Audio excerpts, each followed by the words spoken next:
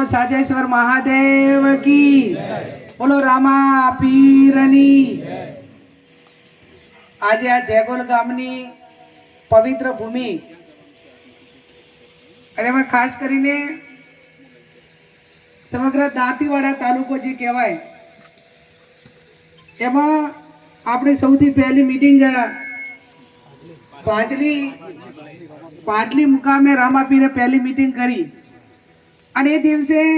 પાટલી ત્યાંના યુવાનોને આપણા બધા આગેવાનોએ સ્લોગન એક સૂત્ર આપ્યું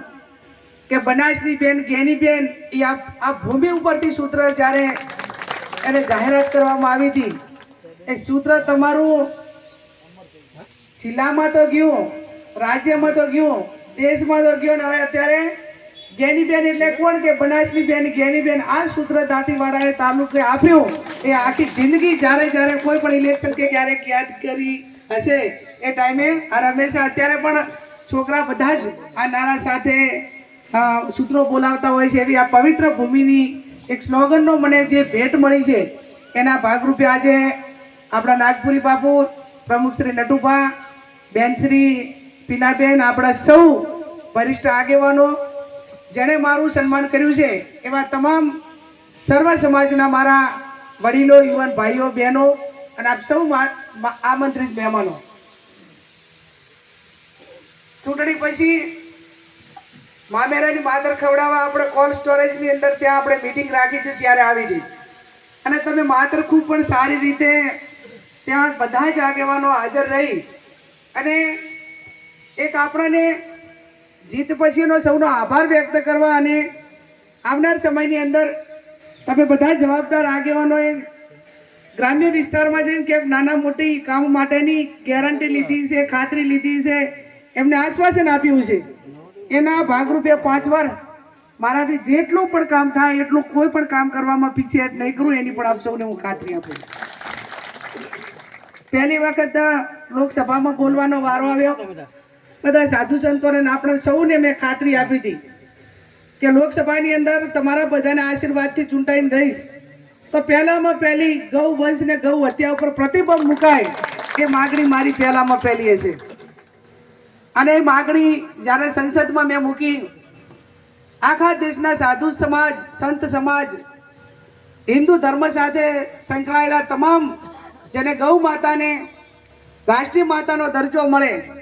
એ લાગણી ધરાવતા તમામ સમુદાયોના ફોન એ સમગ્ર દેશમાં આવ્યા ને સમગ્ર દેશમાં એ બનાસકાંઠાનું નામ રોશન થયું. મારું નહીં પણ સમગ્ર તમારા બધા માટેનું ગૌરવની બાબત છે. હું તો એક નિમિત્ત છું. અત્યારે બનાસની બેન કે પાર્લામેન્ટમાં ગમે ત્યાં બોલવાનું થાય કે ઓળખાણ આપવાની થાય ત્યારે સમગ્ર દેશે એ બનાસકાંઠાની જનતાને અભિનંદન આપ્યા છે અને તમને બધાને જ્યારે અભિનંદન આપ્યા ત્યારે ખરેખર મારી છાતી ગદગદ ફૂલે કે હું મારા મતદારોનો,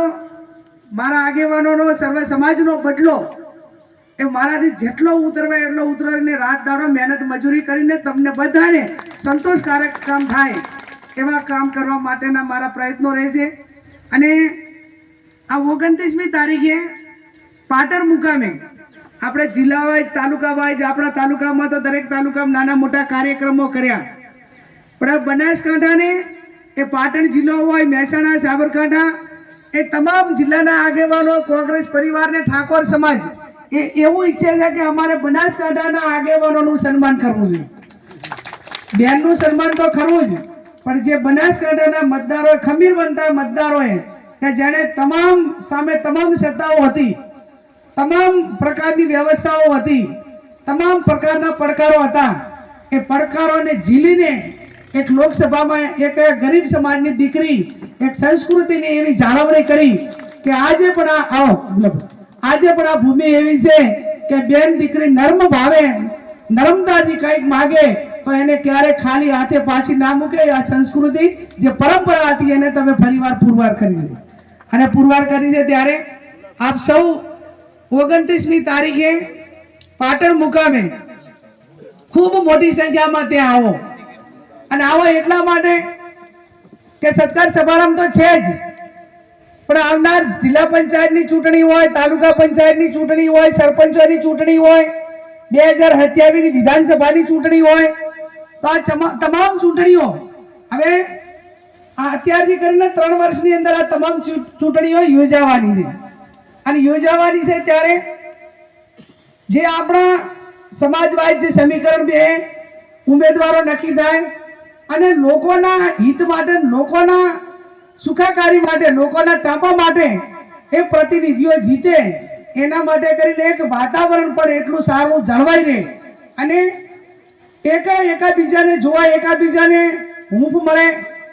આજે તમે પાટણ જો એટલે પાટણના જે કઈ નાના મોટા આગેવાનો કે જે હોય ત્યાંનો માહોલ આતે એ તમે જેટલા આવશો એટલા જોશો અને આવશો એટલા ને આવ્યા હોય એટલાને ગામમાં કહેશો કે અમે પાટણ ગયા હતા અને આ રીતે આખું આયોજન હતું.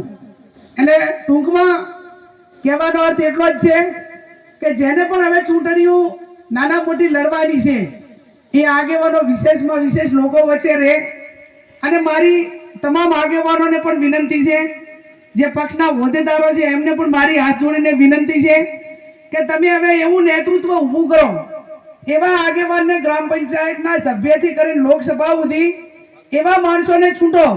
કે એની પાસે ભલે પૈસા ના હોય, આપણે 5-25 રૂપિયા નાની ચૂંટણી લડતો હોય તો એની પાસે કોઈ પણ પ્રકારનો ખર્ચો ના કરાવીએ, ભલે વોર્ડની લડતો હોય, સરપંચની લડતો હોય, ડેલિગેટની લડતો હોય. અને એટલા માટે આપણે એને કહીએ છીએ કે કોઈ ઉમેદવાર ચૂંટણી લડે એટલે સામે મતદારને એવો શબ્દ વાપરે છે કે તમારો કિંમતી, પવિત્ર અને અમૂલ્ય મત આપીને વિજય બનાવો, કે જેનું મૂલ્ય જ ના થાય. કિંમતી, પવિત્ર અને અમૂલ્ય મત આપીને વિજય બનાવો. એને મતદાતાને એવડું મોટું એનું મૂલ્યાંકન આપ્યું છે અને મૂલ્યાંકનના